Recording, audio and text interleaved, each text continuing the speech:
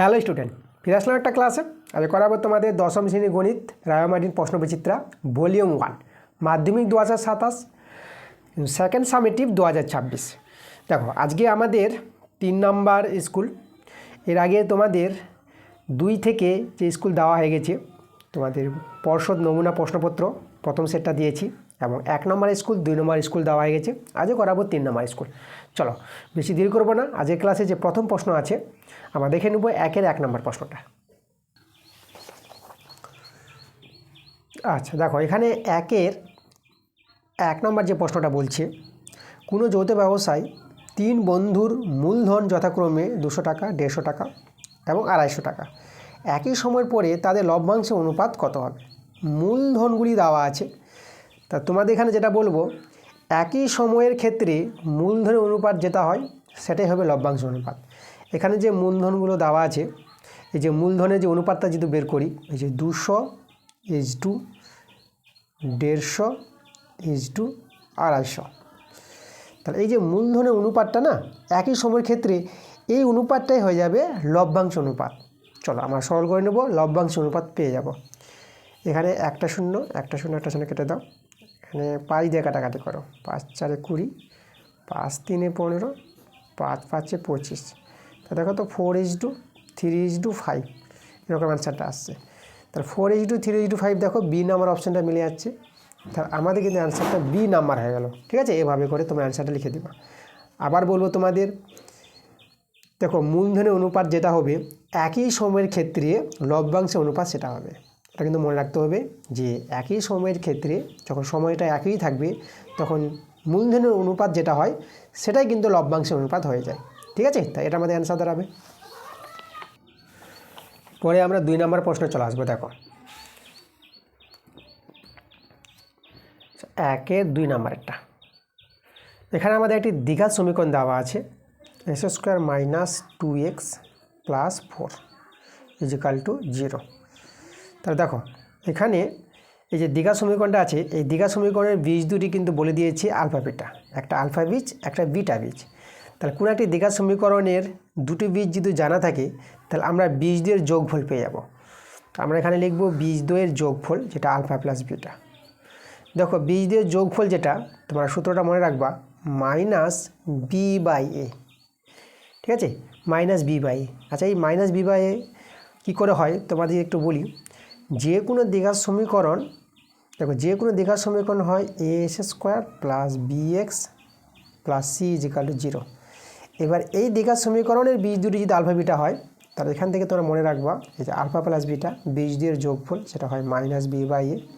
B বলতে দেখো এক্সের সহগ আর এ হচ্ছে s² সহগ, আর আলফা বিটা যেটা দাঁড়ায় সেটা c/a।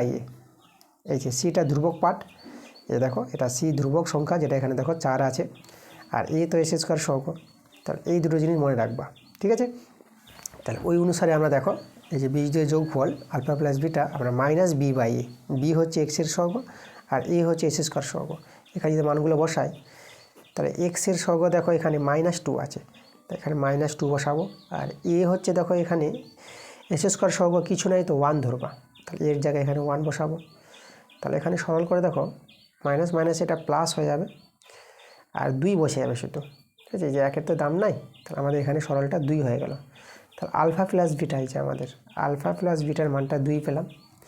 এবার বীজের গুণফল যেটা, এই যে দেখো c/a, তো এখানে আলফা প্লাস বিটা যেটা পেয়ে যাবো c/a, আমি লিখলাম সূত্রটা লিখলাম।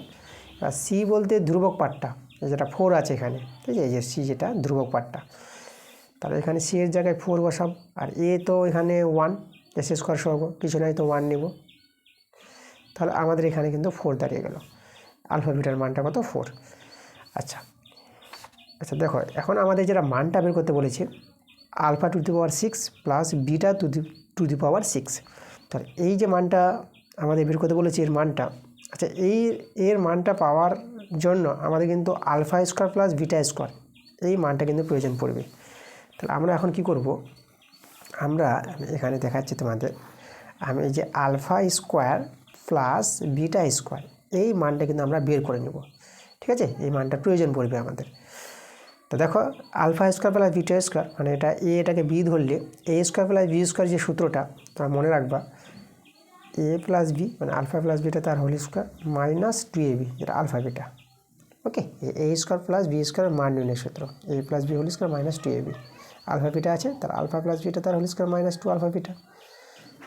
এবার আলফা প্লাস বিটা দেখো এর মানটা আমরা বের করেছি কত, এটা হচ্ছে 2, তাহলে এখানে আমরা 2 এর স্কোয়ার দিতে পারবো মাইনাস 2 ইন্টু আলফা বিটার মান দেখো আলফা বিটার মান আছে আমাদের কত 4 আছে, তাহলে এখানে আমরা 4 বসিয়ে দেবো, সর করে নাও 2 এর স্কোয়ার এটা 4 মাইনাস 4 দিয়ে এটা 8 আর এটা বিয়োগ করে এটা মাইনাস 4 পেয়ে যাবা, তাই তো।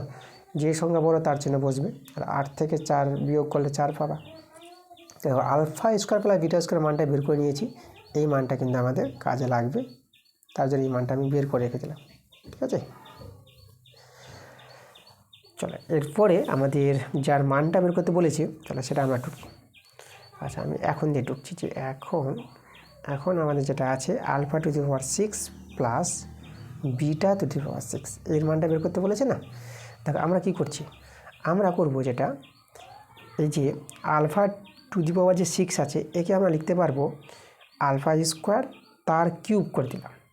দেখো এভাবে যদি পাওয়ার পর পাওয়ার করলে দুটো পাওয়ার গুণ হয়ে যাবে, তাই গুণ করলে 2 3 6 দেখো এটা আসবে আবার। আর বিটা টু দি পাওয়ার 6টাকে তো একইভাবে বিটা স্কোয়ারের কিউব করে নেবা, এই দেখো তো এইভাবে ভেঙে নাও। এখন তোমাদের দেখো এটাকে বি ধরে এ কিউব প্লাস বি কিউব, এ কিউব প্লাস বি কিউবের যে সূত্রটা আমি এখানে যদি লিখি এ কিউব প্লাস বি কিউবের মান নির্ণয়ের সূত্রটা এখন তোমাদের জানতে হবে। এ কিউব প্লাস বি কিউবের মান নির্ণয়ের সূত্রটা হয় এ প্লাস বি তার whole cube minus 3ab into A plus B. এই সূত্রটা আমাদের এখানে অ্যাপ্লাই হবে, এ কিউব প্লাস বি কিউবের মান নির্ণয়ের সূত্র। ঠিক আছে, চলো এটাকে এ ধরে এটাকে বি ধরে আমরা এখানে লিখব যে এ হচ্ছে এই যে আলফা স্কোয়ার প্লাস বি হচ্ছে বিটা স্কোয়ার তার হোল কিউব এই যে কিউব মাইনাস যেভাবে সূত্রটা লিখেছি সেভাবে সাজাও মাইনাস 3ab, এ বলতে এখানে আলফা স্কোয়ার বি বলতে বিটা স্কোয়ার ইন্টু আবার এ প্লাস বি মানে alpha square plus beta square. দেখো সূত্রটা অ্যাপ্লাই করলাম। আচ্ছা এর মানটা দেখো আমরা বের করে রেখেছি alpha square plus beta square মানটা -4, তাহলে এখানে বসিয়ে দেবো আমরা -4 তার হোল কিউব মাইনাস 3 ইন্টু আচ্ছা এটাকে দেখো আলফা স্কোয়ার আর বিটা স্কোয়ারটাকে আলফা বিটা লিখে তার হোল স্কোয়ার লিখতে পারবা। আর এর মানটা তো আমাদের জানা আছে এই যে -4, ঠিক আছে, তা আমরা এখানে -4 বসিয়ে দেবো। আচ্ছা দেখো মাইনাসের কিউব মাইনাসের উপর পাওয়ারটা দেখো বিজোড় সংখ্যা আছে, তাহলে মাইনাসের কিউব এটা মাইনাসটা কিন্তু বেরিয়ে আসবে, পাওয়ার বিজোড় সংখ্যা হলে মাইনাসটা বেরিয়ে আসবে, মাইনাসটা মাইনাসে থাকবে। আর 4-এর কিউব 4টা 3 বার গুণ করবা। দেখো এখানে যে দেখায় আমি 4-এর কিউবটা 4কে যদি 3 বার গুণ করো এইভাবে দেখো, তাহলে এখানে যদি গুণ করো 4 4 16 16 4 64, তাহলে 4-এর কিউব পেয়ে যাবা 64, তাহলে আমরা এখানে 4-এর কিউব 64 লিখে দেবো। আচ্ছা এই যে মাইনাস মাইনাসে এটা প্লাস করে দাও, আর 3 আর 4 গুণ করলে 3 4 12, আর এখানে আলফা বিটার মান যেটা আমরা বের করে রেখেছি দেখো 4, তাহলে আলফা বিটা যেটা আমরা 4 বসিয়ে দেবো 4-এর স্কোয়ার, তাহলে এটা -64 প্লাস 12 ইন্টু 4-এর স্কোয়ার হবে 4 4 16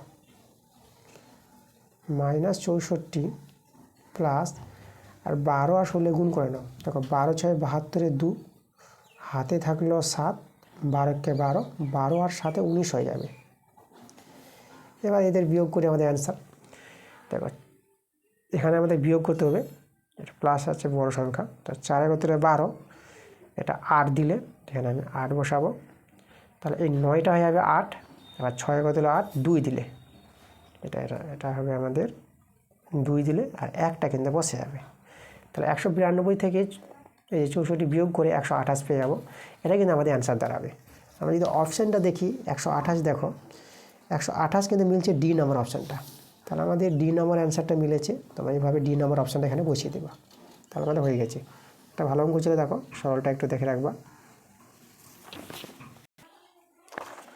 পরে আমরা চলে আসবো 3 নম্বর প্রশ্নে। তারপর এখানে 1-এর যে 3-এর প্রশ্নটা বলছে দেখো এক্স ভেরিয়েস ওয়াই আছে, দেখো আমি লিখছি এখানে এক্স ভেরিয়েস ওয়াই দেওয়া আছে আর এক্স ভেরিয়েস আবার জেড দেওয়া আছে। তাহলে আমাদের এখানে যে দেখাতে বলেছে ওয়াই প্লাস জেড ভেরিয়েস কত হবে সেটা কিন্তু দেখাতে বলেছে।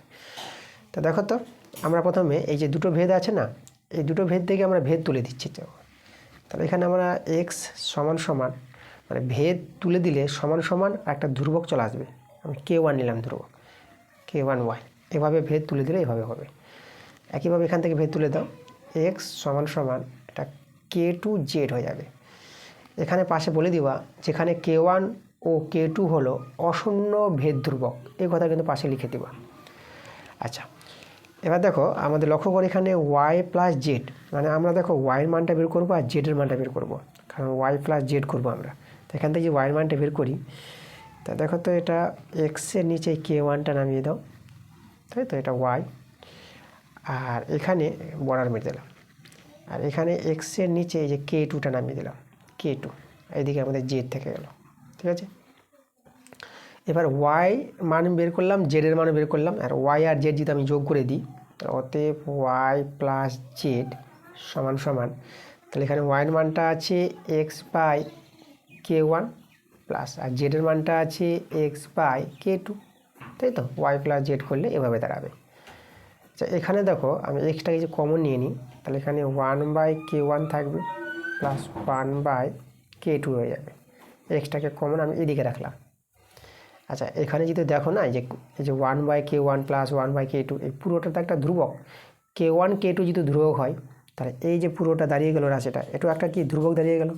তো এই ধ্রুবকটাকে আমি একটা ছোট ধ্রুবক n নিয়ে নিলাম, n আর x, এই যে বড় ধ্রুবকটাকে ছোট ধ্রুবক n নিয়ে নিলাম। এখানে পাশে এরকম বলতে পারো যে যেখানে n সমান সমান 1/K1 প্লাস 1/K2, আর লিখে দেবো এখানে অশূন্য ধ্রুবক। অশূন্য ধ্রুবক লিখবো মানে ভেদ লিখবো না কথাটা, এটা হচ্ছে অশূন্য ধ্রুবক। এটা যদি ধ্রুবক হয় তাহলে এনটাও একটি ধ্রুবক। তাহলে আমরা কি পেলাম, আমরা ওয়াই প্লাস জেডের মানটা এভাবে পেলাম, ওয়াই প্লাস জেড সমান সমান এন ইন্টু এক্স, এনটা একটা ধ্রুবক। তাহলে দেখো তো এখান থেকে আমরা এই যে সমান সমান ধ্রুবকটা যদি তুলে দিই আবার ভেদ নিয়ে আসতে পারবো। তাহলে ওয়াই প্লাস জেড ভেরিয়েস, দেখো ভেদ চিহ্নটাকে আমরা ভেরিয়েস বলবো, ওকে। তাহলে ওয়াই প্লাস জেড ভেরিয়েস এক্স আমরা লিখতে পারবো। যেভাবে ভেদ তুলে দিলে সমান সমান ধ্রুবক আসবে, একইভাবে সমান সমান ধ্রুবকটা যদি তুলে দিই তাহলে ভেদ নিয়ে আসতে পারবো। তা দেখো আমাদের কিন্তু অ্যান্সারটা চলে এসেছে। ওয়াই প্লাস জেড ভেরিয়েস যে মানটা বের করতে বলেছিল সেটা কিন্তু এক্স পেলাম মানটা। এক্স দেখো কিন্তু অপশান দেখো তোমরা, সেটা কিন্তু এ নম্বর অপশানটা দেখা যাচ্ছে। তাহলে আমরা কিন্তু অ্যান্সার পেয়ে গেলাম এ নম্বর অপশানটা, আমি এখানেও বসিয়ে দেবো। ঠিক আছে, পরে দেখো একের যে 4 প্রশ্নটা, এখানে বলছে দেখো দুটি বৃত্ত পরস্পরকে স্পর্শ না করলে তাদের সাধারণ স্পর্শকের সংখ্যা আমাদের বের করতে বলেছে। আচ্ছা দেখো সাধারণ স্পর্শের সংখ্যা আমরা বের করব। এখানে যেটা বলেছে দুটি বৃত্ত পরস্পরকে স্পর্শ করবে না, তাহলে এমনভাবে দুটি বৃত্ত তৈরি করো, এই যে আমি একটি বৃত্ত লিখলাম, আর একটি বৃত্ত আমি এই জায়গায় তৈরি করে দিলাম, এই যে আমাদের একটি বৃত্ত। দেখো দুটি বৃত্ত পরস্পর স্পর্শ করে নি, তাহলে এইভাবে দুটি বৃত্ত যদি থাকে তাহলে এদের সাধারণ স্পর্শকের সংখ্যা জানতে চেয়েছে, কতগুলি সাধারণ স্পর্শক পাওয়া যাবে। দেখো সাধারণ স্পর্শক তোমরা এইভাবে এই দিক থেকে একটা সাধারণ স্পর্শক তৈরি করতে পারো। তো আমাদের এই যে একটা সাধারণ স্পর্শক, তোমরা এইদিকে একটা সাধারণ স্পর্শক তৈরি করতে পারো এভাবে করে একটা সাধারণ স্পর্শক। ঠিক আছে, একটি সরলরেখাংশ বা একটি সরলরেখা দুটি বৃত্তকে স্পর্শ করে যাবে, তাকে বলা হয় সাধারণ স্পর্শক।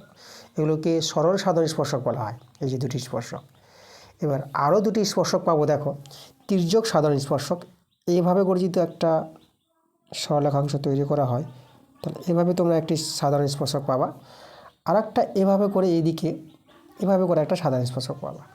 তাহলে আমরা কটা পেলাম, এদিকে একটা, এদিকে আর একটা দুটো, এভাবে 3টে, আর এভাবে 4টে। তাহলে আমরা এখানে 4টি সাধারণ স্পর্শক পেয়ে যাচ্ছি। তাহলে দুটি বৃত্ত পরস্পরকে স্পর্শ যদি না করে তখন সেই বৃত্ত দুটির 4টি সাধারণ স্পর্শক পাওয়া যাবে। 4টি বলতে দেখো এটা ডি নম্বর অপশানটা, ওকে। তো তোমরা যে পরীক্ষায় খাতা করবা তোমরা এভাবে এখানে অ্যান্সার লিখে তোমরা ডি নম্বর অপশানটা এভাবে বসিয়ে দেবা। জাস্ট খাতা এভাবে দেখাবা, অঙ্কের নাম্বার দিয়ে দেবা, যেটা 1 4 নম্বর, পরীক্ষার খাতায়, ঠিক আছে, তোমাদের কিছু তো করে দেখাতে হবে খাতায়। তো এভাবে 1-এর 4 নাম্বার দিয়ে জাস্ট তোমরা জিনিসটা বুঝে নিলা, যে জিনিসটা তোমরা জানো সেই জিনিসটা তোমরা এভাবে করে দেখিয়ে দিবা, আর অ্যান্সার ডি অপশান যেটা মিলবে সেটা তোমাদের এভাবে করে দিতে হবে। তো এভাবে কিন্তু পরীক্ষার খাতায় তোমাদের সাজাতে হবে। পরে আমরা চলে আসবো 5-এর প্রশ্নটা। 1-এর 5। আচ্ছা, এখানে এবিসি ও ডিএফ দুটি ত্রিভুজ আছে। এই ত্রিভুজের এ কোণ ই কোণের মান 40 ডিগ্রি, আর এবি ইজডু ইডি সমান সমান এসি ইজডু ইএফ বলেছে। মানে দেখো দুটি যে ত্রিভুজ আছে, আমি দুটি ত্রিভুজ যদি এভাবে লিখি, দেখো আমি অঙ্কন করছি দুটি ত্রিভুজ। প্রথমে আমি এই যে এবিসি ত্রিভুজ, আচ্ছা এর নামটা আমি দিয়ে দিলাম এবিসি ত্রিভুজ।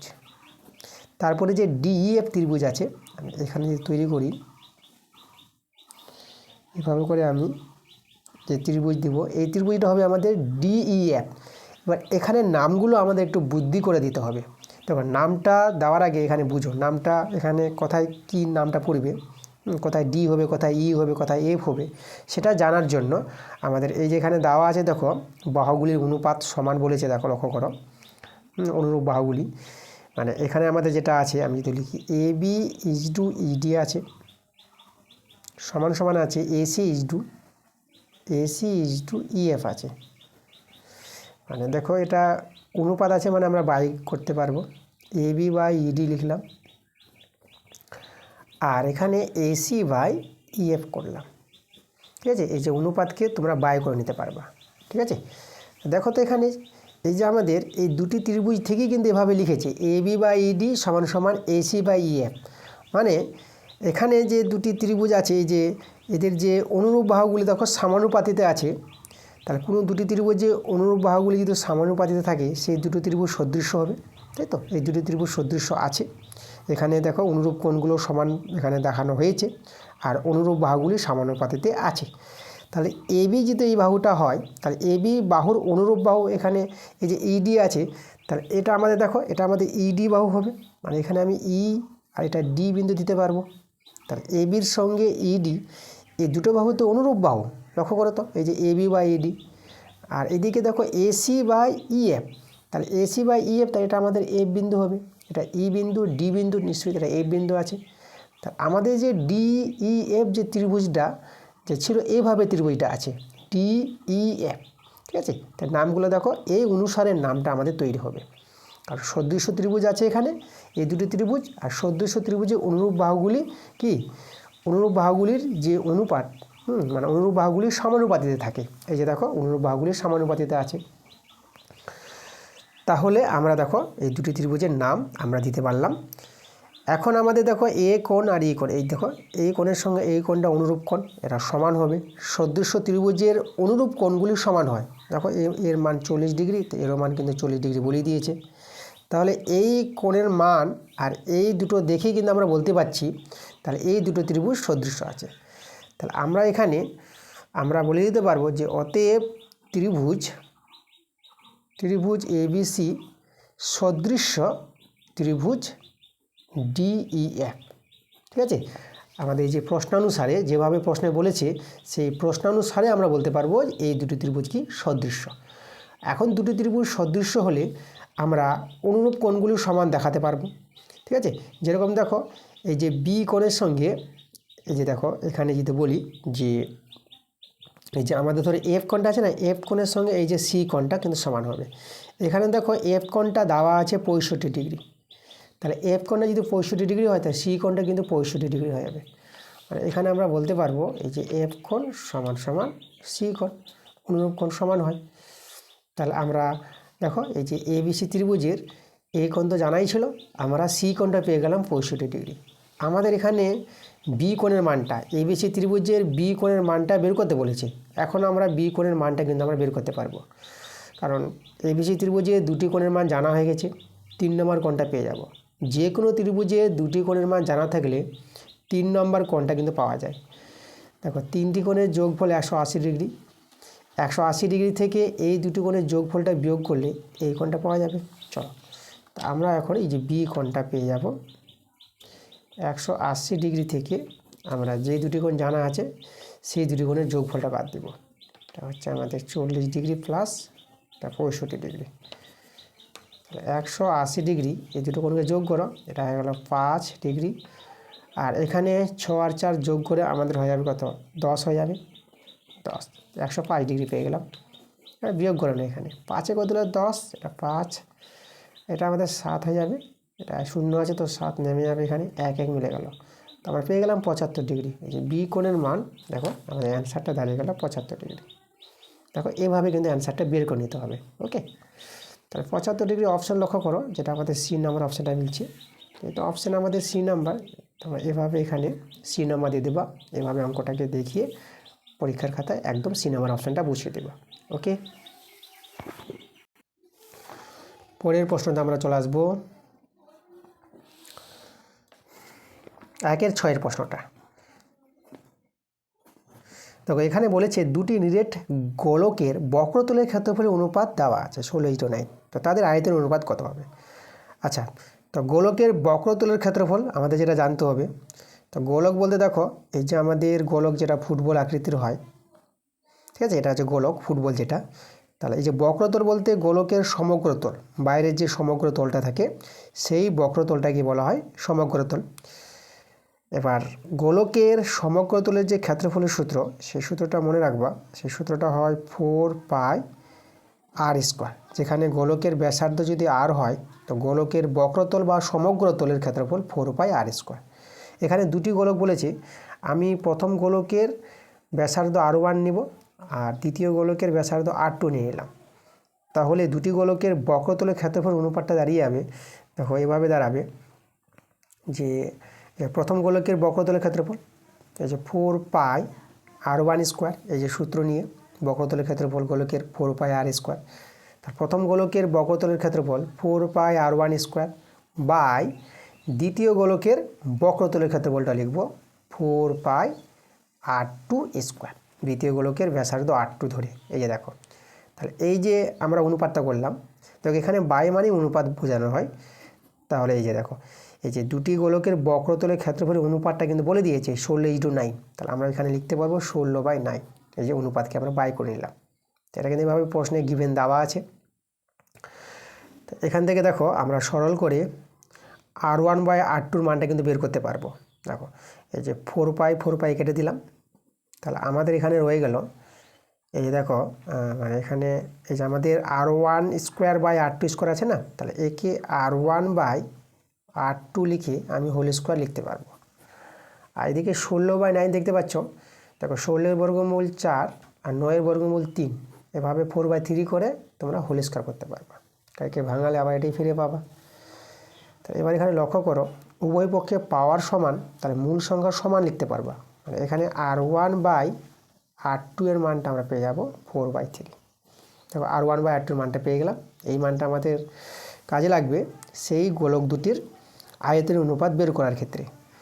এখন আমরা যেটা বের করব গোলকের আয়তন। দেখো গোলকের আয়তনের সূত্র কি, গোলকের মধ্যে যে জায়গাটা থাকে, যদি এটা ভিতরের ফাঁপা জায়গা থাকে তার ভিতরে কতটা জায়গা আছে তাকে আমরা আয়তন বলবো। তো গোলকের আয়তনের সূত্র হবে ব্যাসার্ধ r ধরে, তো গোলকের আয়তন 4/3πr³। এটা হচ্ছে গোলকের আয়তনের সূত্র।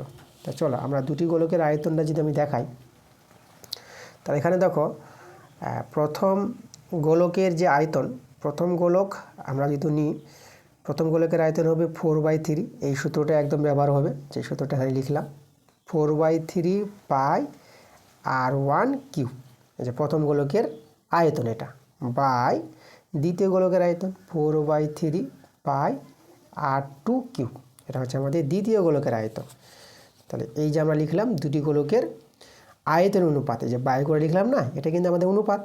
চলো এখানে আমাদের সরল করে এদের মানটা আমাদের বের করতে হবে, এই যে গোলক দুটির আয়তনের অনুপাতটা কত বের হচ্ছে, তখন আমাদের অ্যান্সারটা বেরিয়ে আসবে। আচ্ছা এখানে যে লক্ষ্য করো, এখানে দেখো এই যে এটা কিন্তু কেটে যাবে, এই যে এটা কেটে যাচ্ছে, এটা কেটে যাচ্ছে, এটা কেটে যাচ্ছে। তাহলে আমাদের এখানে রয়ে গেল r1³ এটা থাকলো। এদেরকে আমরা লিখতে পারবো r1/r2 করে তার হোল কিউব করতে পারবো, কিউবটা বাইরে করে দিলাম। এখন দেখো এই যে r1/r2 এর মানটা 4/3, মানটা এখানে যে বসিয়ে দিই 4/3, তার হোল কিউব। তাহলে একে সরল করে নাও, 4 কিউব। দেখো 4 কিউব বলতে 4টা গুণ হবে, 3বার গুণ হবে, 3 আছে পাওয়ারে, 4টা 3বার গুণ হবে। আর 3 কিউব 3বার গুণ হবে, 3টা 3বার গুণ হয়ে যাবে এই যে। তাহলে এখানে যদি সরলটা করে নাও, দেখো 4টাকে, দেখো 4 4 16, এখানে গুণটা করবো, 4 4 16, 16 4 64, তারপরে 64। আর এখানে যদি গুণটা করো 3 3 9 আর 9 3 27, এটা হবে আমাদের 27। তাহলে এখানে যেহেতু অনুপাত করতে বলেছি, যে বাইকে আমরা যে অনুপাতে লিখি, তাহলে আমরা 64:27 লিখতে পারবো, 64:27। দেখো এটাই কিন্তু আমাদের অ্যান্সার দাঁড়াবে 64:27। দেখো তো অপশান, এই যে দেখো আমাদের 64:27, যেটা এই নাম্বার অপশানটা কিন্তু আমাদের মিলছে। এই নাম্বার যখন অপশান পেলাম, তোমার এখানে এভাবে করে এই নাম্বার অপশানটা বসিয়ে দেবো, ঠিক আছে। এভাবে কিন্তু পরীক্ষার খাতায় তোমাদের করতে হবে, তখনই তোমরা কিন্তু পুরো নাম্বার পেয়ে যাবে, ঠিক আছে। 1 মার্কের অঙ্ক, মানে লিখে লিখে না করলেও হবে, অত কোনো কিছু ভাষার প্রয়োজন নাই, জাস্ট তোমাদের বুঝে এভাবে করে তোমরা যদি দেখিয়ে দাও, একদম তোমরা নাম্বার পেয়ে যাবো। এগুলো এমসিকিউ টাইপের প্রশ্ন আছে 1 মার্কের, ঠিক আছে, যথেষ্ট, এভাবে করলেই তোমাদের যথেষ্ট। পরে আমরা চলে আসবো 1-এর 7-এর প্রশ্নটা। তবে এখানে 1-এর যে 7 নম্বর প্রশ্নটা বলছি, একটি শঙ্কুর ব্যাসার্ধের দৈর্ঘ্য দ্বিগুণ এবং উচ্চতা অর্ধেক হলে শঙ্কুটির আয়তন পূর্বের আয়তনের কত গুণ হবে সেটাই জানতে চেয়েছে। আচ্ছা, তাহলে এখানে শঙ্কুটির ব্যাসার্ধের দৈর্ঘ্য দ্বিগুণ এবং উচ্চতা অর্ধেক করা হলে, তার প্রথমে শঙ্কুর ব্যাসার্ধ এবং উচ্চতা আমরা ধরে নিব। আমরা প্রথমে ধরে নিচ্ছি যে শঙ্কুটির ভূমির যে ব্যাসার্ধ, সেটাকে আমি ধরে নিলাম আর, ধরে নিলাম এটা হচ্ছে শঙ্কুর ভূমির ব্যাসার্ধ আর। দেখো শঙ্কুর আমি একটু ছবিটা এঁকে বুঝাই।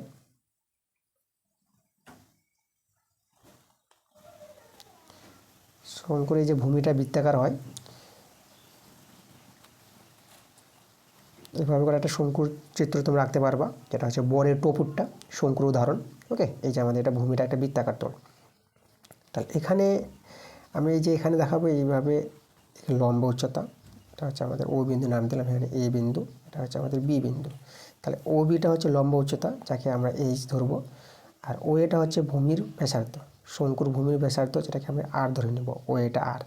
আর এই বিটাকে তির্যক উচ্চতা বলা হয়, এটাকে এল ধরা হয়, তো এখানে আমাদের এলটা কাজে লাগবে না। তো যাই হোক, ভূমির ব্যাসার্ধ আর লম্ব উচ্চতা, যেহেতু আয়তন আছে, এই যে শঙ্কুটির আয়তনের সূত্র যদি তোমাদের বলা হয়, শঙ্কুর আয়তন মানে শঙ্কুর ভিতরে কতটা ফাঁপা জায়গা আছে, তা সেই শঙ্কুর আয়তনের সূত্রটা হবে, মনে রাখবা, 1/3 পাই আর স্কোয়ার এইচ।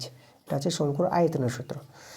তাহলে আমরা এই যে শঙ্কুটা আছে, যে শঙ্কুর কথা বলেছিল, এই যে শঙ্কুটা আমরা এখানে এঁকেছি ছবিটা, তাহলে এই শঙ্কুর ভূমির ব্যাসার্ধ আর এবং উচ্চতা এইচ ধরে শঙ্কুর যে আয়তনের সূত্র আমরা পেলাম 1/3 পাই আর স্কোয়ার এইচ।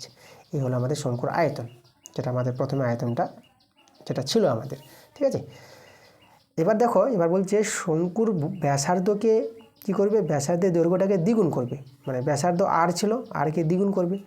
তাহলে ব্যাসার্ধ যদি আমাদের দ্বিগুণ করে, তাহলে ব্যাসার্ধ এখন হয়ে যাবে কত, এখন আমাদের 2r হয়ে যাবে ব্যাসার্ধ, আর উচ্চতা করবে অর্ধেক। তাহলে উচ্চতা ছিল আমাদের এইচ আগে, তাহলে তাকে অর্ধেক মানে 2 দিয়ে ভাগ, তাহলে উচ্চতা দাঁড়াবে আমাদের h/2।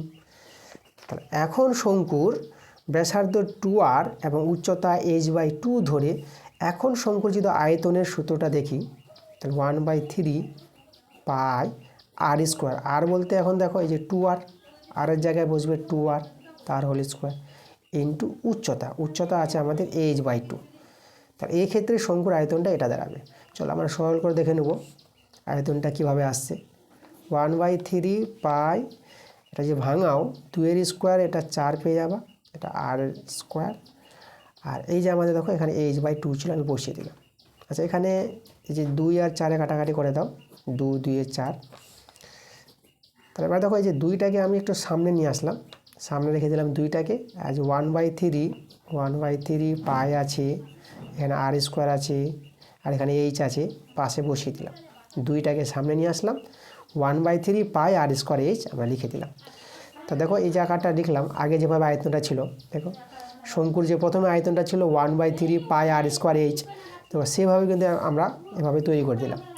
তাহলে শঙ্কুর আয়তনটা আগের চেয়ে দেখো কত গুণ হয়ে গেছে, শঙ্কুর আয়তনটা আগের চেয়ে আমাদের দেখো 2 গুণ হয়ে গেছে। এটা তো শঙ্কুর আয়তন ছিল আগে, তাহলে দেখো আগের আয়তনের চেয়ে কত গুণ হয়ে গেছে 2 গুণ, এই যে 2 গুণ করা আছে। তাহলে দেখো 2 গুণ হবে অ্যান্সারটা, যেটা 2 গুণ লক্ষ্য করো, যেটা সি নাম্বার অপশানটা আছে, এই যে অ্যান্সার সি নাম্বার হবে 2 গুণ। তাহলে আমরা এখানে সি নাম্বার অ্যান্সার পেলাম, তো এখানে আমি এই যে সি নাম্বার অপশানটা বসিয়ে দেব। ওকে, পরে আমরা চলে আসবো 2-এর 1 নাম্বার। দেখো 2-এর 1-এর প্রশ্নটা কী বলছে। আচ্ছা, এখানে 2-এর প্রশ্নগুলো দেখে রাখবা, যেগুলো 2 মার্কের প্রশ্ন আছে।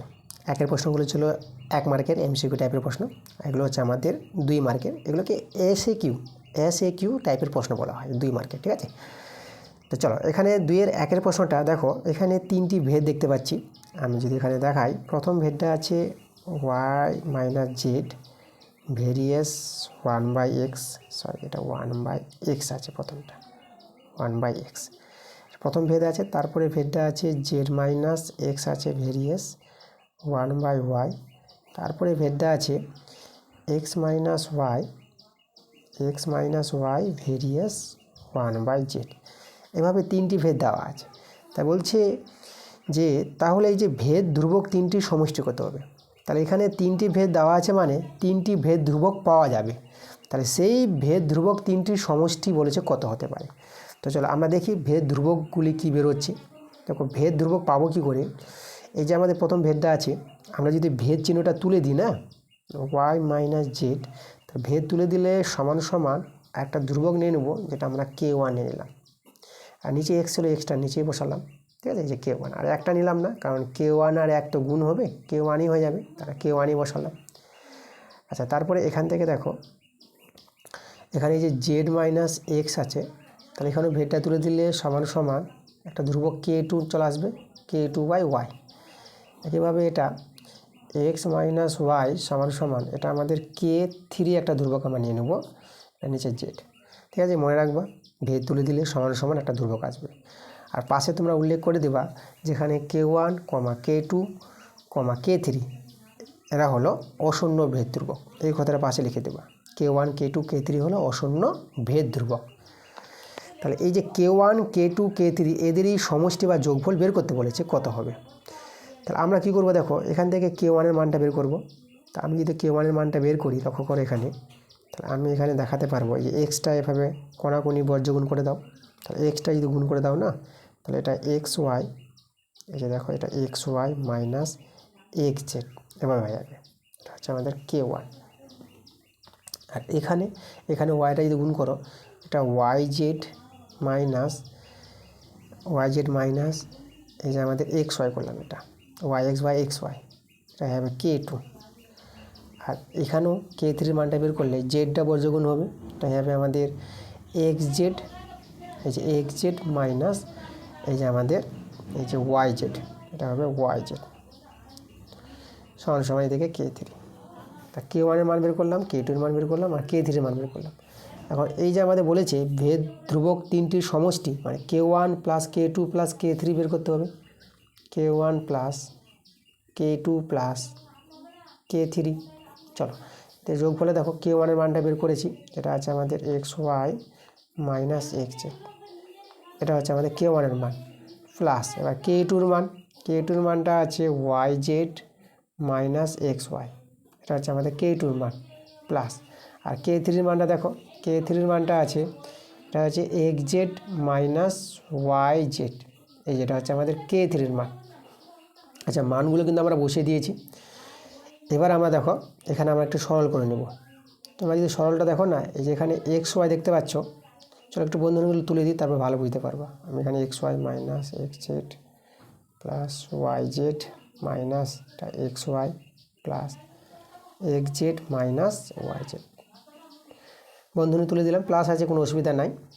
দেখো এখানে প্লাস এক্স ওয়াই, এখানে মাইনাস এক্স ওয়াই, এটার সঙ্গে এটা কেটে যাবে, মাইনাস এক্স জেড, এখানে প্লাস এক্স জেড, এটার সঙ্গে এটা কেটে দাও, plus y z minus y z, এটার সঙ্গে এটা কেটে গেল, সবাই কেটে গেছে, তো আমাদের শূন্য।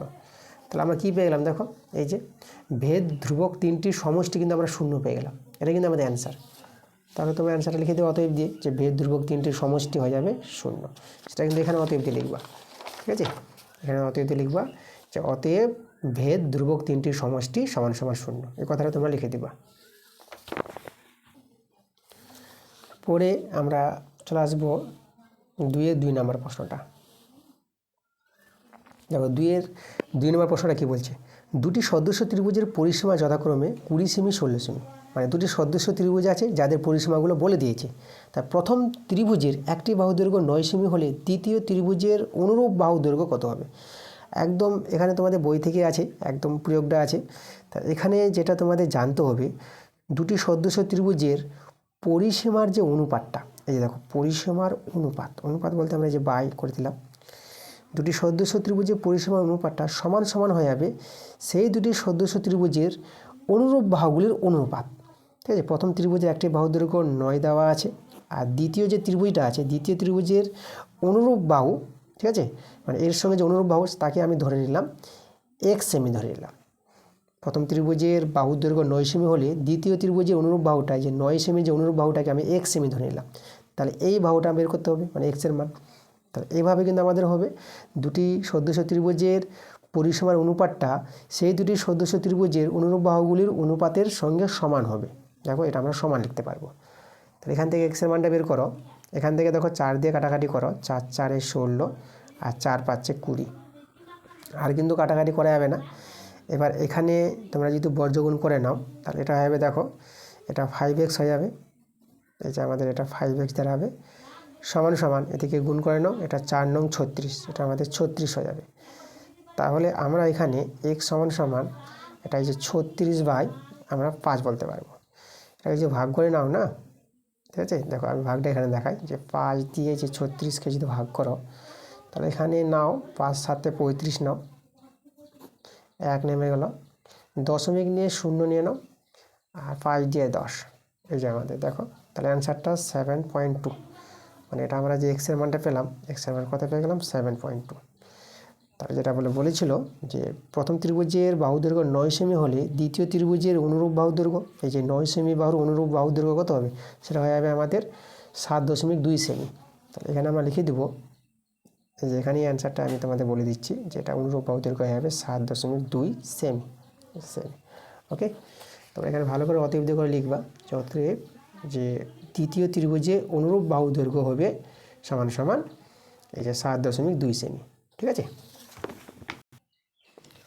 পরের প্রশ্ন 2-এর যে 3-এর প্রশ্নটা আছে। আচ্ছা, এই প্রশ্নটা আগের ক্লাসে আমরা করে দিয়েছি, তোমাদের যেতে হবে 2 নম্বর স্কুলে যাবা, 2 নম্বর স্কুলে দেখবা যে 2-এর 3-এর যে অঙ্কটা আছে। ঠিক আছে, চলো আমরা চলে আসবো 2-এর 4 নম্বর প্রশ্নে চলে আসবো আমরা।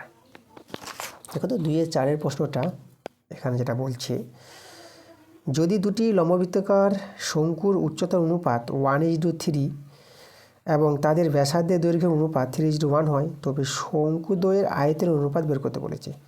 আচ্ছা, উচ্চতার অনুপাত আমি যদি প্রথম শঙ্কুকে, আচ্ছা এটা 2-এর 4 নম্বর, তো প্রথম শঙ্কুর উচ্চতা নিয়ে নিলাম যে h1, আর দ্বিতীয় শঙ্কুর উচ্চতা নিয়ে নিলাম h2, যেটা লম্ব উচ্চতা যেটা। আর এই উচ্চতা অনুপাত আছে 1:3 বলতে 1/3।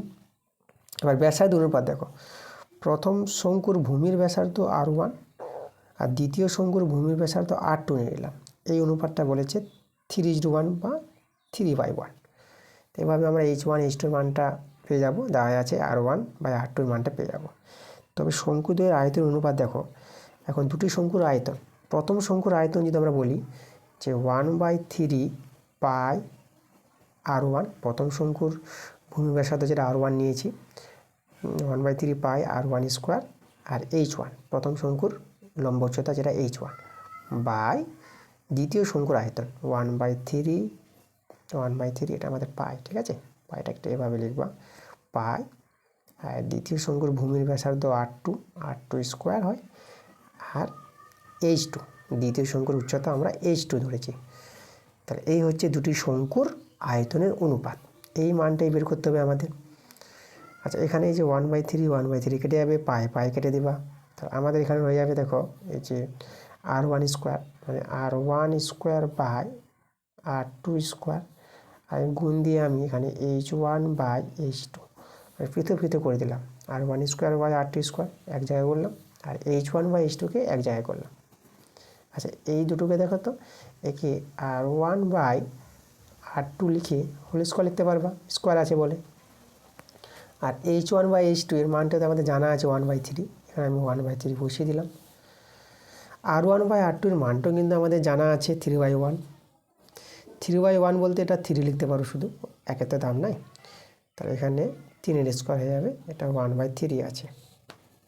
3 স্কোয়ার 3 3 9, এটা 1/3, 3 3 9, তাহলে এখানে দেখো আমরা 3 পেয়ে গেলাম, আর নিচে আমরা 1 দিয়ে দিলাম। ঠিক আছে, কিছু নাই তো, 1 তো আছে আমাদের, যেহেতু অনুপাতে তৈরি করতে বলেছে না, যেটাকে 3:1, এই যে আমাদের অনুপাত বানাতে হবে, তো নিচে 1টা বসিয়ে দাও, যেহেতু আমাদের এখানে 1টাকে প্রয়োজন পড়বে। তাহলে এই যে আমাদের অনুপাত 3/1, 3:1, তাহলে শঙ্কু দুটির আয়তনের অনুপাত যে বের করতে বলেছিল, সেটা আমরা 3:1 পেয়ে যাবো। এটা কিন্তু আমাদের অ্যান্সার। তোমরা একটু ভালো করে লিখে করবা, বা এখানে শেষে অন্তত লিখে দিবা যে অতএব দিয়ে লিখে দিবা যে শঙ্কু দুটির আয়তনের অনুপাত 3:1। শেষের দিকে একটু লেখাটা লিখলেও হবে, প্রথমে না লিখলেও হবে। ওকে, এরপরে আমরা চলে আসবো 3 দাগে যে বড় প্রশ্নগুলো আছে। চলো দেখো 3 নম্বর প্রশ্নটা কি বলছে আমরা দেখে নেব। এখানে বলছে রাম, রহিম ও দীপক যথাক্রমে 6,000 টাকা, 8,000 টাকা, 9,000 টাকা মূলধন নিয়ে একত্রে ব্যবসা আরম্ভ করলো কয়েক মাস পরে। কয়েক মাস, ঠিক আছে, সেটা কয়েক মাসটাকে আমরা কিন্তু এখানে ধরে নিতে হবে এক্স মাস। মানে কয়েক মাস পরে রাম আরও 3,000 টাকা লগ্নি করলো, মানে কয়েক মাস পরে রাম আরও কিন্তু 3,000 টাকা কী করলো, ও লগ্নি করলো, মানে আরও জমা করলো, মূলধনটাকে বাড়ালো। তাহলে বছরের শেষে মোট 3,000 টাকা যদি লাভ হয় এবং দীপক 1,080 টাকা লভ্যাংশ পেলে, দীপক কত পায় লভ্যাংশ? 1,080 টাকা লভ্যাংশ পেলে রাম 3,000 টাকা কখন লগ্নি করেছিল? এই যে কয়েক মাস পরে যে 3,000 টাকা লগ্নি করেছিল রাম, কখন, কত মাস পরে, সেই সময়টা বের করতে বলেছে। তাই সেই সময়টাকে আমরা ধরে নেব যে রাম এক্স মাস পরে 3,000 টাকা লগ্নি করেছিল।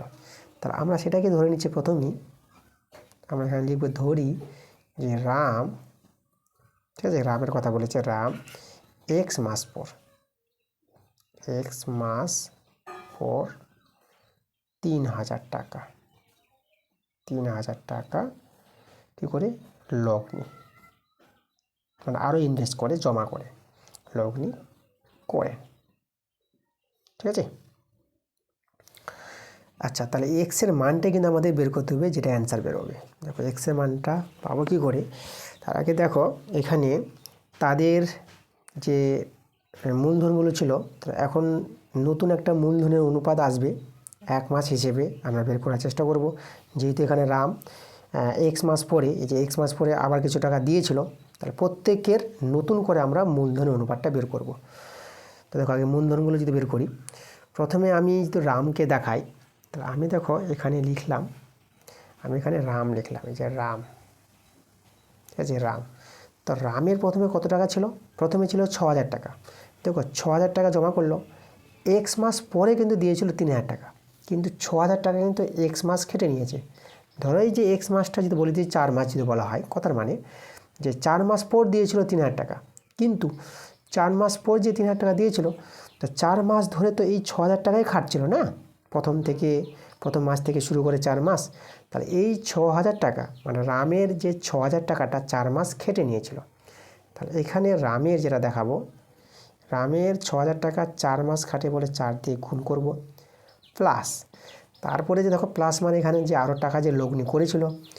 তাহলে এবার লক্ষ্য করে এখানে এই যে দেখো এখানে ওর ছিল 6,000 টাকা, ওর 6,000 টাকা ছিল, এই যে 6,000 টাকা প্লাস 3,000 টাকা আরও লগ্নি করে, তা 3,000 টাকা আরও বাড়লো। এই যে দেখো তাহলে 6,000 3,000 9,000, তাহলে এই যে 9,000 টাকাটা কত মাস খাটবে? তো সরি, এখানে আমি 4 বসিয়ে দিয়েছি, এটা তো বললাম কথাটা, যেটা কয়েক মাস পর মানে কি, মানে এক্স মাস পর, মানে 6,000 টাকাটা এক্স মাস খাটে। আমি এরকম তোমাদের ধরার জন্য বললাম যে 4 মাস, এটা কিন্তু এক্স হবে, 4 লিখে দিয়েছি আমি। তাহলে 6,000 টাকাটা এক্স মাস খাটা হয়ে গেছে, এই জায়গায় আমি এক্স করে দেবো, এটা 4 হবে না, ঠিক আছে। তাহলে দেখো 6,000 টাকা যে এক্স মাস খাটে, তাহলে আবার যে 3,000 টাকা লগ্নি করলো এক্স মাস পরে, তাহলে এক্স মাস পরে যে দেখো এখানে টাকাটা হয়ে গেলো 9,000 টাকা, তাহলে এই 9,000 টাকা কত মাস খাটলো? টোটাল সময় হচ্ছে আমাদের 12 মাস, এটা মনে রাখবা। টোটাল সময়টা কত মাস? টোটাল সময়টা হচ্ছে 12 মাস। তাহলে 12 থেকে এই যে 12 মাস, 12 থেকে এক্স মাস বাদ দিয়ে দাও। তাহলে এই যে আমাদের সময়টা দাঁড়ালো, তাহলে এই সময় ধরে এই টাকাটা যে 3000 টাকা জমা দেওয়ার পর যে 9000 টাকা হলো, সেই 9000 টাকাটা 12 মাইনাস এক্স মাস খাটে, এত মাস। তাহলে এখানে লিখে দেবো এটা কত মাস খাটে, এটা খাটে 12 মাইনাস এক্স মাস। তাহলে এইভাবে গুণ হবে, ঠিক আছে। তো এটা আমরা রামের দেখালাম, এটা H2। এবার আছে রহিম। আমি এখানে যদি রহিমকে দেখাই, আছে রহিমের 8000 টাকা আছে।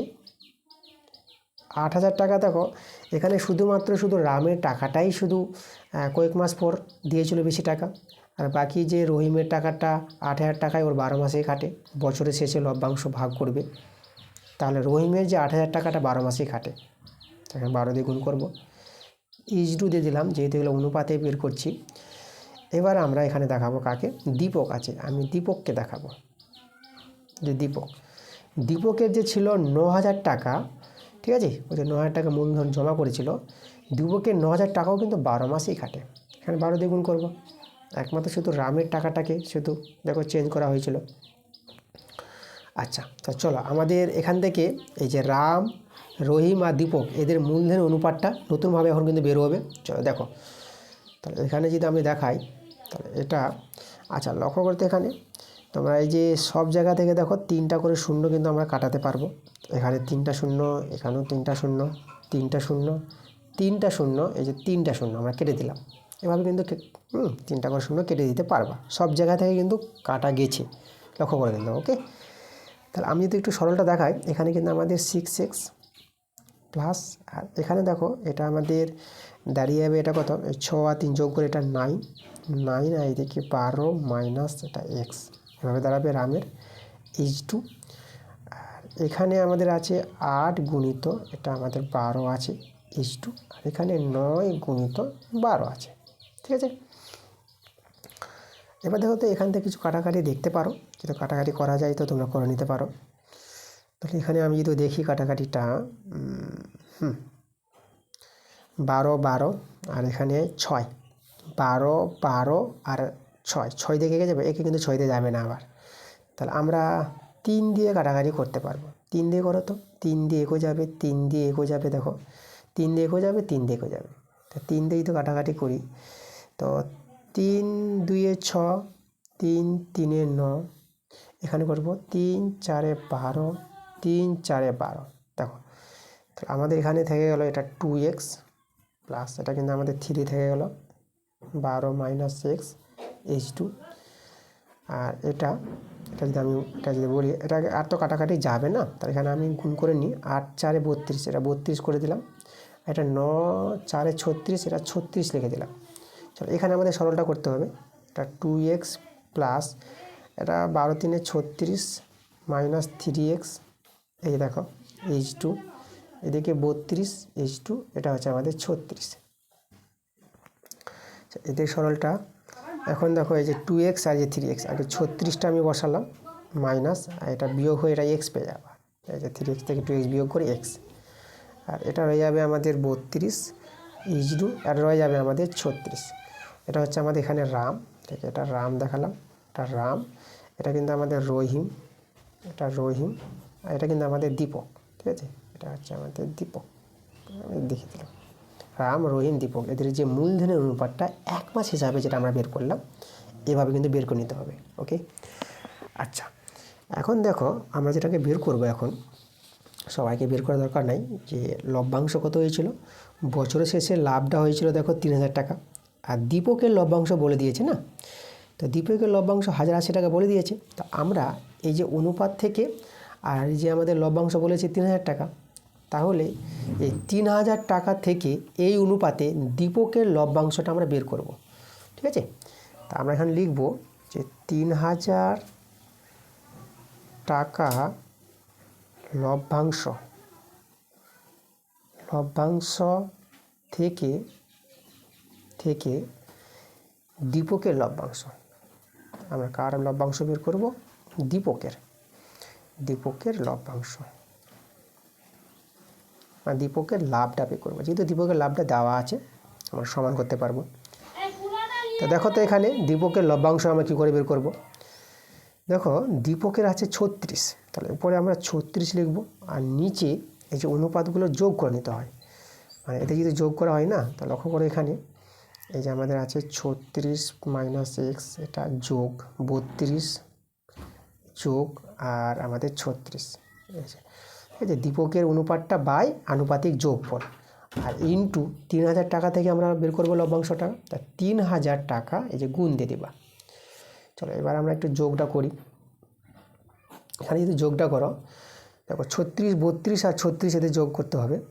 দেখো যোগটা আমি দেখাই, 6 আর এই 6 আর 2 8, 8 আর 6 14, 14 বসবে এখানে আমাদের ধরো 4, হাতে থাকলো 1, 3 আর 3 6, 6 আর 3 9, 9 আর হাতের 1 ছিল 10, দেখো 104 পেলাম। মানে 36, 32 আর 36 যোগ করে 104 পেয়ে যাবা। মাইনাস এক্সটা আমি বসিয়ে দিলাম, আর এই যে 3000। আচ্ছা, এই যে আমাদের দীপকের লভ্যাংশটা পেলাম, এটা এই লভ্যাংশটা কিন্তু প্রশ্নে কিন্তু বলেছে দীপকের লভ্যাংশ কত, 1080 টাকা। তাহলে এটাই সমান সমান লিখতে পারবো আমরা 1080।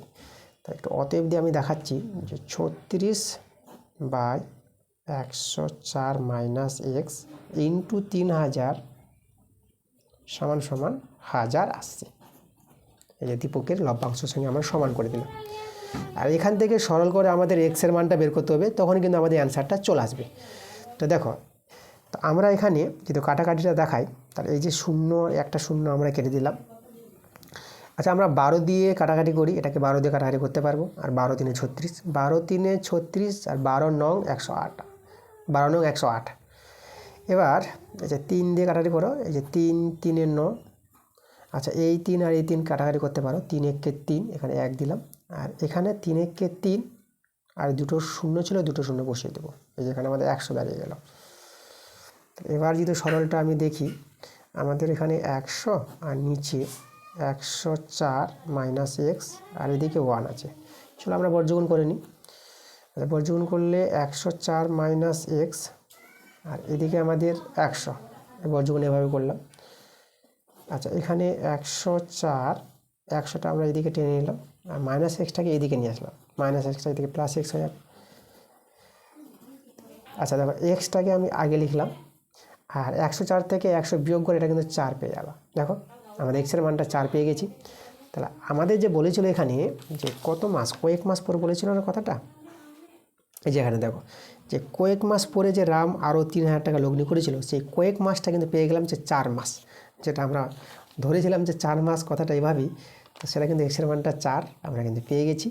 তাহলে এখানে অতএব দিয়ে লিখে দেবো যে রাম 4 মাস, 4 মাস পর 3000 টাকা, 3000 টাকা লগ্নি করেছিল। এই যে আমাদের অ্যান্সার, সেটা হচ্ছে আমাদের 4 মাস। ওকে, তাহলে এভাবে কিন্তু অঙ্কটা তোমাদের করে নিতে হবে। তারপরে এই যে 3 অথবা, এটা বই থেকে পেয়ে যাবা, 3 অথবা 4, 4 অথবা, যেরকম 4 অথবা দেখো এটা তোমরা বই থেকে কোথায় পাবা আমি বলে দিই। পেজ নাম্বার 196 পেজে দেখবো 11 নম্বর অঙ্কটা আছে, একদম বইয়ের অঙ্ক আছে। তো বইয়ের অঙ্কগুলো কিন্তু আমি ছেড়ে দিচ্ছি, যদি বইয়ের বাইরে থাকতো তো আমি করে দিতাম, ঠিক আছে। বইয়ের অঙ্কগুলো ছেড়ে দিই, তোমরা বইয়ের অঙ্কগুলো পেয়ে যাবে। বইয়ের অঙ্কের যে ক্লাসগুলো তোমাদের কিন্তু আমি দিয়েছি, তোমরা দেখছো যে বইয়ের অঙ্কের ক্লাস অনেক তোমরা পেয়েছো, ঠিক আছে। তা বইয়ের অঙ্কগুলো যদি তোমরা দেখতে চাও তো তোমরা আমার চ্যানেলে ভিজিট করো, প্লে লিস্টে চলে যাবা, সেখান থেকে তোমরা ক্লাস 10 ম্যাথ বলে যে প্লে লিস্ট তৈরি করা আছে, সেখান থেকে তোমরা বইয়ের অঙ্কগুলো দেখতে পাবো।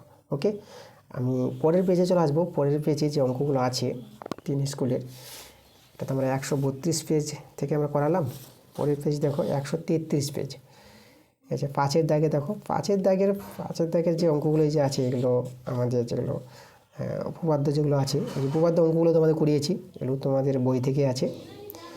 আমরা শুধু 6-এর দাগে দেখতে পাচ্ছ জ্যামিতিক যে প্রয়োগ আছে, তাই জ্যামিতিক প্রয়োগগুলো শুধু করাবো তোমাদের, বই থেকে থাকলেও করাবো, বইয়ের বাইরে থাকলে তো করাবোই, ঠিক আছে। চলো আমরা এখন 6-এর দাগে জ্যামিতিক প্রয়োগটা করাই। ওকে, চলো 6 নম্বর জ্যামিতিক প্রয়োগটা চলো আমরা করাবো। দেখো এখানে আমাদের 6 প্রশ্নটা কি বলছে দেখো,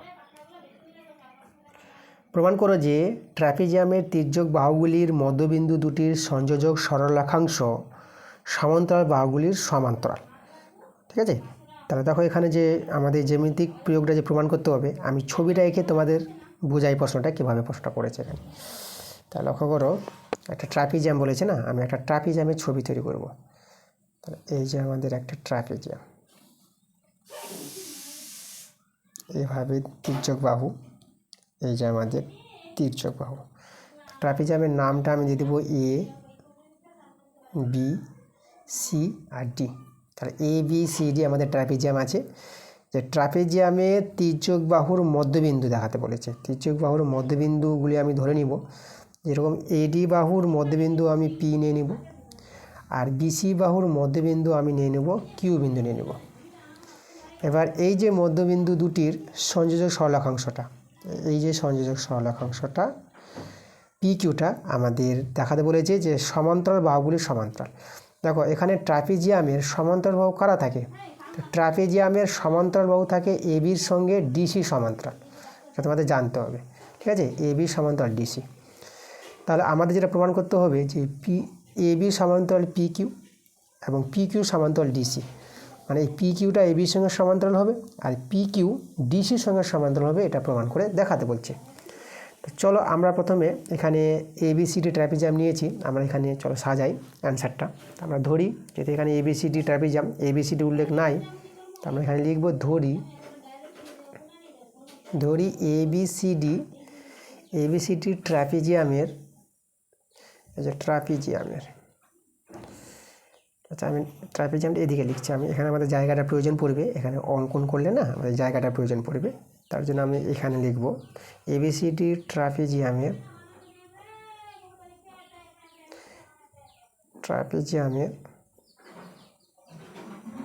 যে তির্যক বাহুদ্বয়, এই যে আমাদের আছে ট্রাপিজিয়ামের এডি ও বিসি তির্যক বাহুদ্বয়ের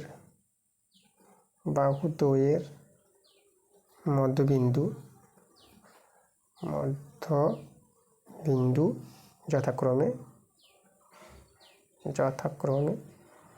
সেই মধ্যবিন্দু নিয়েছি, এই যে পি বিন্দু নিয়েছি, পি ও কিউ বিন্দু, এবং পি ও কিউ যুক্ত করলাম। ঠিক আছে, আচ্ছা এভাবে লিখলাম। তাহলে এখানে আমাদের কি প্রমাণ করতে হবে? তো এখানে আমাদের যেটা প্রমাণ করতে হবে সেটা যদি আমি বলি যে প্রমাণ করতে হবে যে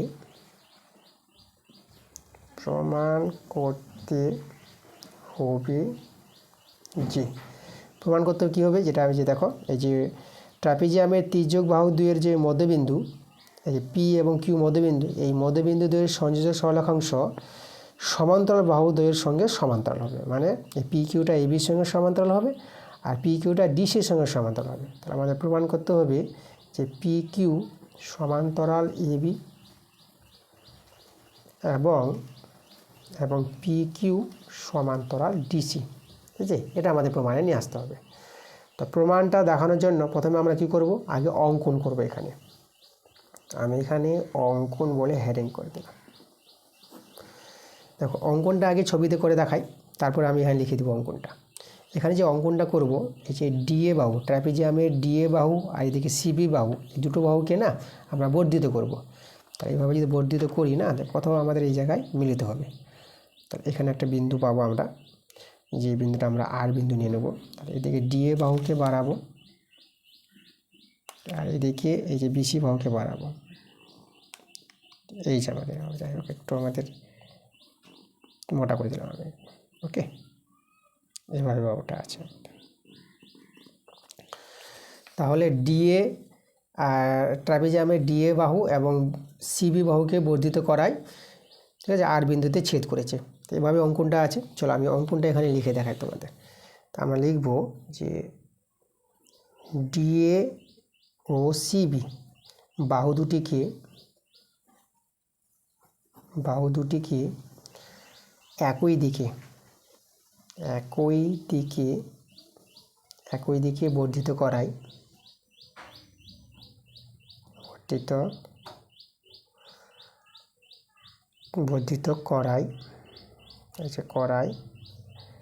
ডি বিন্দুতে আর বিন্দুতে, এখানে আর বিন্দুতে ছেদ করেছে,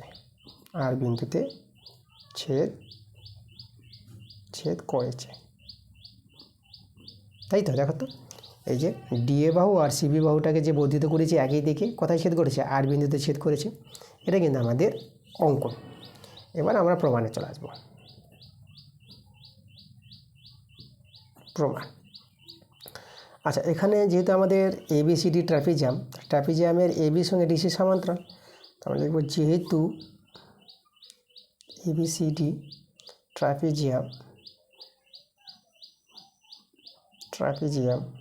তাহলে আমরা অতএব বলতে পারবো যে এবি সমান্তরাল ডিসি।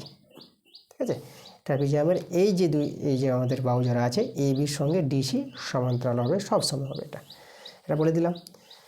এখন আমরা কি করব, যে এই যে আমাদের ত্রিভুজটা দেখতে পাচ্ছ, আমরা ত্রিভুজটা নিয়ে নেব আর ডিসি। এই যে আমাদের অঙ্কনের ফলে একটা ত্রিভুজ তৈরি হয়েছে, বড় ত্রিভুজ আর ডিসি।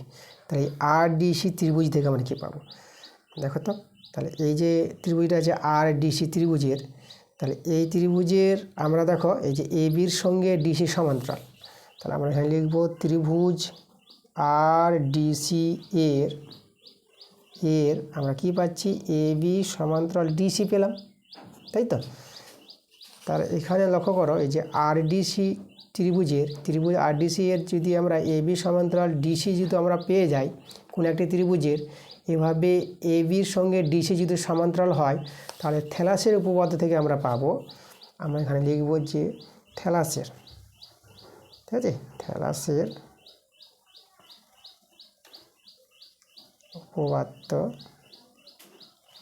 উপপাদ্য থেকে পাই। দেখো, থ্যালাসের উপপাদ্য থেকে পাবো যেটা, সে নিয়মটা মনে রাখো। এই যে আর ডিসি ত্রিভুজটা আছে না, এবির সঙ্গে ডিসি সমান্তরালিত হয়, তাহলে আমরা লিখতে পারবো যে আর এ বাই এডি। দেখো এখানে আমি লিখছি যে আর এ বাই এডি।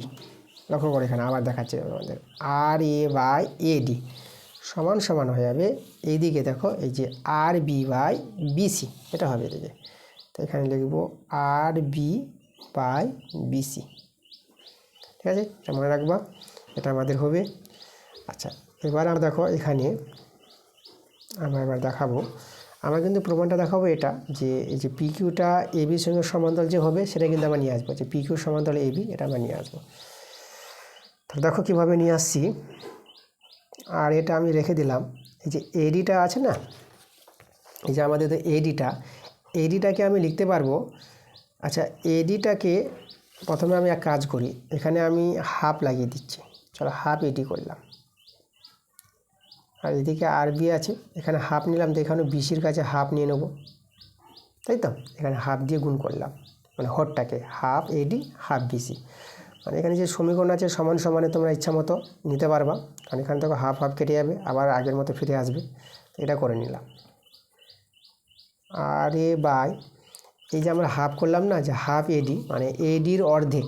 দেখো এখানে এই যে ট্রাপিজিয়াম ছিল এবিসিডি ট্রাপিজিয়ামের, এই যে পি বিন্দুটা এডি বাহুর মধ্যবিন্দু, তাহলে পি যদি মধ্যবিন্দু হয় এডি বাহুর, তাহলে আমাদের দেখো এই যে এপিটা এডি এর অর্ধেক হবে না, তাই না? তাহলে এডি এর অর্ধেক এপি আমরা লিখতে পারবো। এই যে আমাদের এখানে এডি এর অর্ধেক আছে, তাহলে এই জায়গায় আমরা কি লিখতে পারবো? এপি লিখতে পারবো। সমান এদিকে আর বি, এটা আমাদের আর আছে, আর বি এখানে হাফ বিসি। তো লক্ষ্য করে এখানে এই যে বিসি বহর মধ্যবিন্দু কিউ ছিল, তাহলে এখানে বিসি এর অর্ধেক আমরা বি কিউ লিখতে পারবো, তাই না? হাফ বিসি যেটা বি কিউ, তাহলে এখানে বিসি এর অর্ধেক আমরা লিখতে পারবো বি কিউ। এই যে দেখো, তাহলে এখানে লক্ষ্য করো আমরা যেটা পেলাম এখানে যে হাফ করে দেখালাম এটা, তাহলে এখানে কারণটা তোমরা লিখতে পারো, যেহেতু এডি ও বিসি বাহুর মধ্যবিন্দু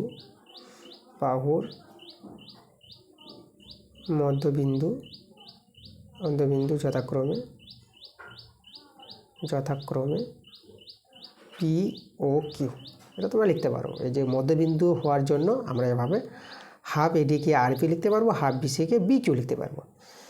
আচ্ছা, এখানে যেটা আমরা পেয়ে গেলাম, এখানে যদি আমি দেখাই তোমাদের, এই যে লক্ষ্য করো এখানে ত্রিভুজটা আমরা নিব এখন আর পি কিউ।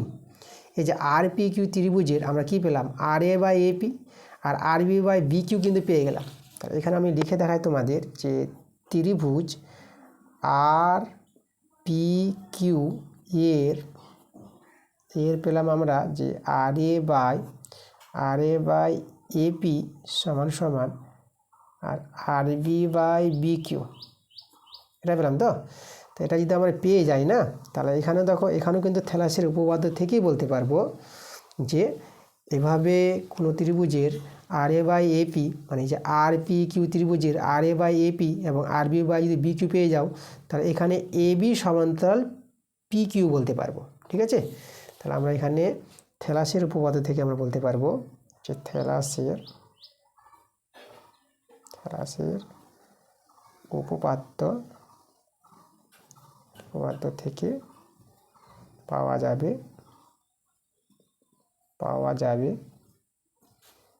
দেখো আমরা পেয়ে যাব এই যে যেটা বললাম, এই যে এখানে এ বির সঙ্গে পি কিউ সমান্তরাল, যেহেতু আর পি কিউ ত্রিভুজের পেয়ে গেছি আর এ বাই এপি আর R B by B Q, তাহলে থ্যালাসের উপপাদ্য থেকে বলতে পারবো এ বির সঙ্গে পি কিউটা সমান্তরাল। তাহলে এখানে আমরা অতএব দিয়ে লিখে দেবো এই যে এ বি সমান্তরাল পি কিউ। ঠিক আছে, তাহলে এ বির সঙ্গে পি কিউ সমান্তরাল, বা এখানে বলতে পারবো এই যে বা দিয়ে দিলাম, বা পি কিউ সমান্তরাল এ বি, একই ব্যাপারটা, এ বি সমান্তরাল পি কিউ যা, পি কিউ সমান্তরাল এ বি যা। তাহলে এখানে দেখো এই যে এটাকে আগে আমরা দেখো এবিসিডি ট্রাপিজিয়ামের এ বি সমান্তরাল ডিসি পেয়েছিলাম, এ বির সঙ্গে ডিসি সমান্তরাল, এটাকে যদি আমি এক নাম দিয়ে দিই, আর এখন আমরা বের করলাম এই যে পি কিউর সঙ্গে এ বি সমান্তরাল, এটাকে আমি 2 নং নাম দিয়ে দেবো। এটা আমাদের একটা প্রমাণ, এখানে আমি প্রমাণিত লিখতে পারবো। প্রথম পার্টটা আমরা প্রমাণিত করে নিয়েছি, সেকেন্ড পার্টটা প্রমাণ করব। তাহলে দেখো 1 ও 2 থেকে বলতে পারবো, দেখো এ বির সঙ্গে ডিসি সমান্তরাল, আবার পি কিউটা এ বির সঙ্গে সমান্তরাল, তাহলে পি কিউটাকে ডিসির সঙ্গে সমান্তরাল বলতে পারবো। ঠিক আছে, এই দুটো বহু সমান্তরাল, আবার এটার সঙ্গে এটা সমান্তরাল, তাহলে এটা অবশ্যই সমান্তরাল হবে, পি কিউ ডিসি অবশ্যই সমান্তরাল হবে, যেটা আমরা 1 ও 2 থেকে এই যে পেয়ে যাবো আমরা। তাহলে এখানে আমরা লিখতে পারবো যে 1 ও 2 থেকে বলা যায় বা পাওয়া যায় বা প্রমাণ করা যায় যে আমাদের এই যে পি কিউটা সমান্তরাল হবে কার সঙ্গে, ডিসির সঙ্গে। এই পি কিউটা আমরা ডিসির সঙ্গে সমান্তরাল বলে দিতে পারবো, ডিসি, এটা আমাদের ডি আছে। ঠিক আছে, ডি। তাহলে এটা আমাদের দেখো দ্বিতীয় পার্টটা প্রমাণিত করে দিলাম, জাস্ট একটা প্রমাণ হয়ে গেলে পরে, ঠিক আছে, দ্বিতীয় পার্টটা প্রমাণ কিন্তু সহজে হয়ে যাবে। তাহলে এইভাবে কিন্তু আমাদের দেখো থ্যালাসের উপপাদ্য অনুসারে এটা আমাদের প্রমাণটা দেখানো হয়েছে। এই যে সদৃশ্যতা যে চ্যাপ্টারটা আছে সেখান থেকে কিন্তু অঙ্কটা তোমাদের ছিল, এটা বইয়ের অঙ্ক, যেটা আমি বললাম যে জ্যামিতিক যে প্রয়োগ বই থেকে থাকলেও করাবো। ওকে, জ্যামিতিক প্রয়োগগুলো আমি ছাড়বো না, প্রত্যেকটা স্কুল থেকে জ্যামিতিক প্রয়োগগুলো কিন্তু আমি করিয়ে দেবো। তারপরে দেখো 7 দাগের 8 দাগের যে অঙ্কগুলো, এগুলো সব অঙ্কগুলো তোমরা কিন্তু বই থেকে পেয়ে যাবা। বইয়ের অঙ্কগুলোর কোনো চিন্তা নাই, বইয়ের অঙ্কগুলো তোমাদের করিয়ে দিয়েছি। তোমাদের আমি বললাম এর আগে, আবারও বলছি যে বইয়ের অঙ্কগুলো তোমাদের যদি প্রয়োজন পড়ে তোমরা দেখতে চাও, তো আমার চ্যানেলে ভিজিট করে তোমরা প্লে লিস্টে চলে যাবা, সেখান থেকে ক্লাস 10 ম্যাথ বলে যে প্লে লিস্ট তৈরি করা আছে সেখান থেকে তোমরা এই বইয়ের অঙ্কগুলো দেখতে পারবা। আর এই যে অঙ্কগুলো আছে এগুলো যদি বইয়ের বাইরের অঙ্ক থাকে, তো বইয়ের বাইরের অঙ্ক থাকলে আমি কিন্তু করিয়ে দেবো। চলো, বইয়ের অঙ্কগুলো আছে বলে আমি ছেড়ে দিলাম, বইয়ের বাইরে থাকলে আমি করিয়ে দেবো। ঠিক আছে, তাহলে এই ছিল আমাদের আজকের ক্লাস। দেখো 3 নাম্বার যে স্কুল কমপ্লিট তোমাদের করিয়ে দিয়েছি সম্পূর্ণ পাঠ। আজকে ক্লাসটা যদি ভালো লাগে অবশ্যই তোমাদের ভিডিওতে লাইক করতে হবে এবং ভিডিওটা বন্ধুদের কাছে শেয়ার করে দিতে হবে। তাহলে তোমরা সবাই ভালো থেকো।